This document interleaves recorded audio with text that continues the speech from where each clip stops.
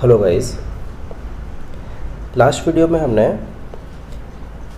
Column के बारे में देखा था कि लिस्ट कॉलम और पैटर्न कॉलम क्या होते हैं और डिज़ाइन कैसे करना है, हमने ये देखा था। अब हम इस वीडियो में डिज़ाइन करने से पहले एक क्वेश्चन जो डिज़ाइन कंप्रेसिव स्ट्रेंथ जो अपन निकालते हैं, जैसे कि हमने स्टेट में निकाला था, फर्स्ट क्वेश्चन में डबल एंगल में निकाला था, सेकंड क्वेश्चन में, तो इसी तरीके से अब हम कॉलम में डिज़ाइन कंप्रेसिव स्ट्रेंथ निकालेंगे। इससे क्या होगा, जब आप डिज़ाइन करोगे कॉलम डिज़ाइन, तो आपके पास एक आइडिया होगा कि हमें किस तरीके से करना है, राइट। सो काफ़ी सिंपल हो जाएगा। सो कुछ स्टेप्स हमारी क्या होती है, ये एनालिसिस वाली होती है, डिज़ाइन कंप्रेसिव स्ट्रेंथ वाली। उसके बाद कुछ दूसरी स्टेप जुड़ेगी, लेस्ड वाली लेसिंग के लिए, बेटन वाली बेटिंग के लिए। सो हम देखते हैं क्वेश्चन को। What question says, rolled steel beam ISHB 300 at 58.8 kilogram per metre is used as a column. अब देखो,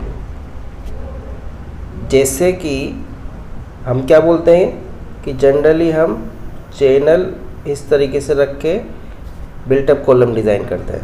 सो ये हमारा बिल्टअप कॉलम है, बट फिलहाल in this case, in this question हमारे पास क्या कंडीशन है कि एक ISHB बीम है, एक इस तरीके की बीम है, उसको हम कॉलम की तरह यूज़ कर रहे हैं, ठीक है। अब इस तरीके की बीम है, अब पर्टिकुलर कंडीशन के अकॉर्डिंग हम किसी भी तरीके का सेक्शन यूज़ कर सकते हैं। तो इसमें यहाँ पर जो एलिमेंट है वो है ISHB 300, जो कि उसका वेट दिया हुआ है 58.8 kilogram per metre, is used as a column. The column is fixed, column is fixed in position but not in direction at both ends. मतलब जो कॉलम है वो फिक्स्ड है पोजीशन पर डायरेक्शन पे नहीं है। इसका मतलब है रिस्ट्रेंड है, मतलब पोजीशन रिस्ट्रेंड है लेकिन रोटेशन रिस्ट्रेंड नहीं है। So determine the design compressive strength of the section of the length of the column is 5 metre. Okay, let's solve the question. क्या दिया हुआ है हमें कि ISHB दिया हुआ है, ठीक है। तो सबसे पहले हम स्टील टेबल में जाएंगे, फिर हम यहाँ पर नहीं जा रहे हैं क्योंकि अब आपको पता लग गया कि कैसे हमें चूज़ करनी है वैल्यू।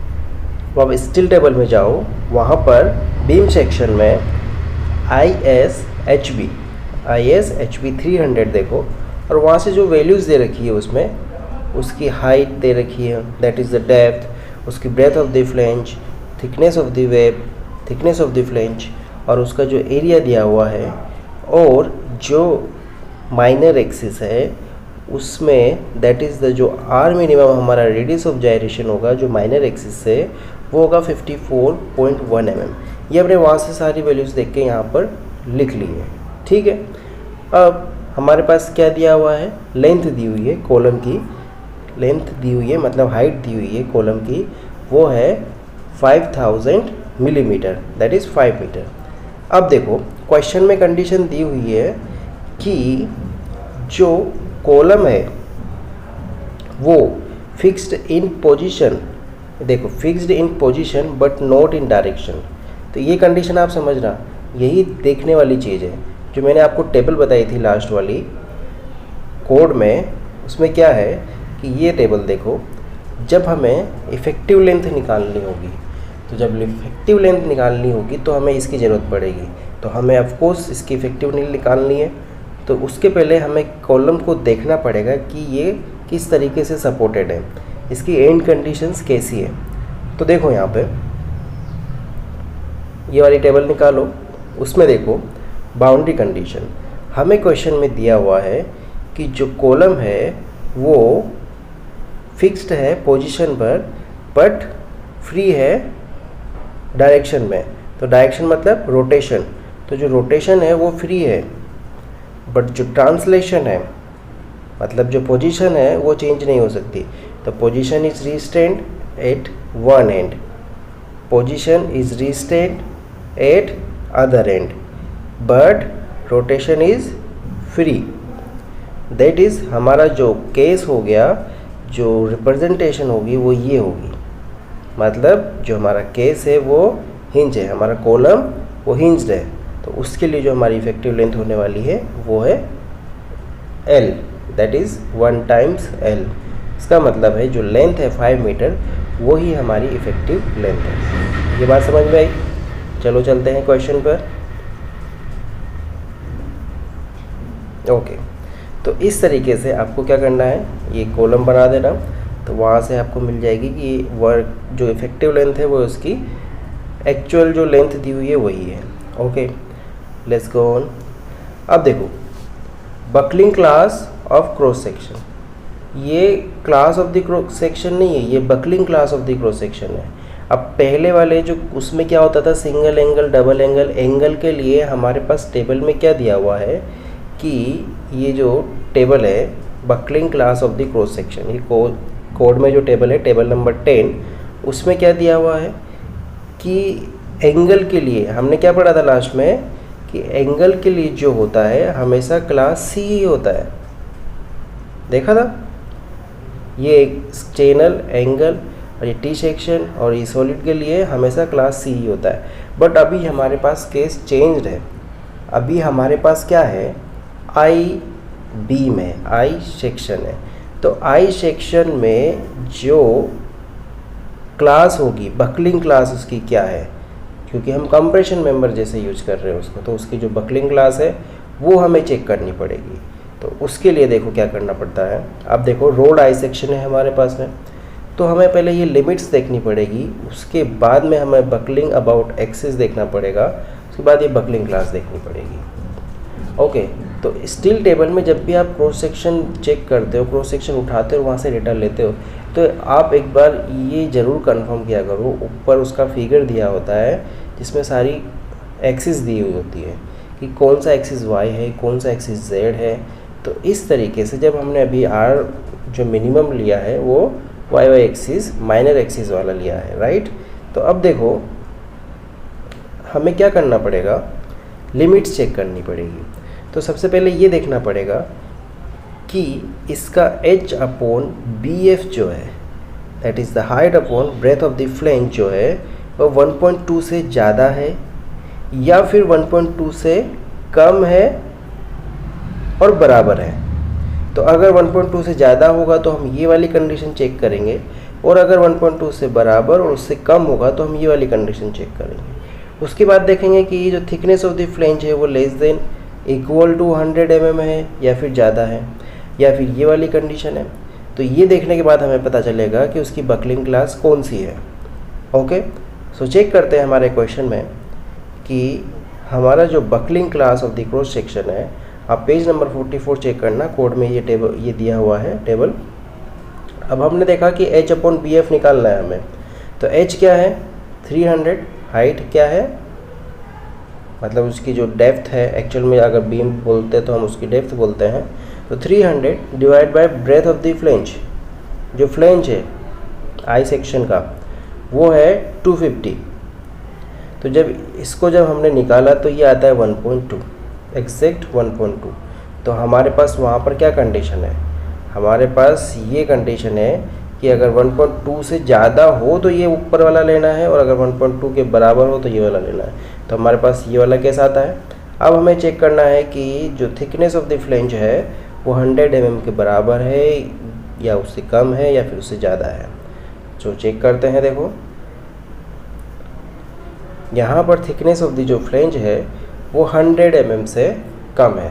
देखो हमने स्टील टेबल से डेटा लिया, जो thickness of the flange I 10.6 mm आई है, राइट। तो ये 100 mm से ऑफकोर्स कम है। तो अब क्या होगा, हमें चेक करनी पड़ेगी कि जो हमारी क्लास है वो कौन सी है। तो ये देखो 100 mm से कम है, तो ये ज़्यादा है वाई वाई एक्सिस वाला क्लास सी। ओके, तो हमारी जो बकलिंग क्लास है वो है क्लास सी, दैट्स इट। तो अब हमारी बकलिंग क्लास भी निकल गई है, तो ये आ गई है हमारी बकलिंग क्लास सी। क्योंकि जब बकलिंग क्लास सी आएगी तभी तो हम टेबल पर जाएंगे। हमें क्या करना है, यहाँ पर फॉर्मूले से भी निकाल सकते हैं सारी जो कैलकुलेशन करनी है। हमें क्या भी निकालना है, एफसीडी की वैल्यू निकालनी है। तो एफसीडी की वैल्यू हम दो तरीके से निकालते हैं, सारा एक तो फॉर्मूले से कैलकुलेट करके सब कुछ वैल्यू निकालते हैं, दूसरा निकालते हैं टेबल से डायरेक्ट। तो जब हमारे पास जब टेबल से निकाल सकते हैं तो हम फॉर्मूले से क्यों करेंगे। सो अब हमें क्या निकालना है, स्लेंडरनेस रेशियो टेबल नंबर 9 से देखने के लिए कि स्लेंडरनेस रेशियो के अकॉर्डिंग हमारी वैल्यू कितने आएगी एफसीडी की, उसके बाद हम पीडी निकाल लेंगे। सो अब देखो स्लेंडरनेस रेशियो में लेमडा KL/R मिनिमम ईजी है बिल्कुल, क्योंकि इफेक्टिव लेंथ हमने 5000 निकाल ही ली है। 54.1 हमारा R मिनिमम है, तो इसकी जो वैल्यू आई है 92.42 आई है। ये 180 से लेस देन है, बिकॉज ये इसलिए मैंने यहाँ पर लिखा है क्योंकि जब हमने आपको बताया था कि डिज़ाइन कैसे करते हैं कॉलम की, तो जो उसके स्लेंडरनेस रेशियो होते हैं वो किस पर डिपेंड करते हैं। तो अगर 180 से है तो इसका मतलब है हमारा जो कॉलम है वो नॉर्मल कॉलम है, ठीक है, ऐसा कुछ लार्ज हाइट वाला कॉलम नहीं है। सो 180 वाला स्लेंडरनेस रेशियो आया है हमारा, तो 92.42 स्लेंडरनेस रेशियो है, 180 से लेस देन है। सो अब हमें क्या करना पड़ेगा, टेबल नंबर 9 पर जाना पड़ेगा।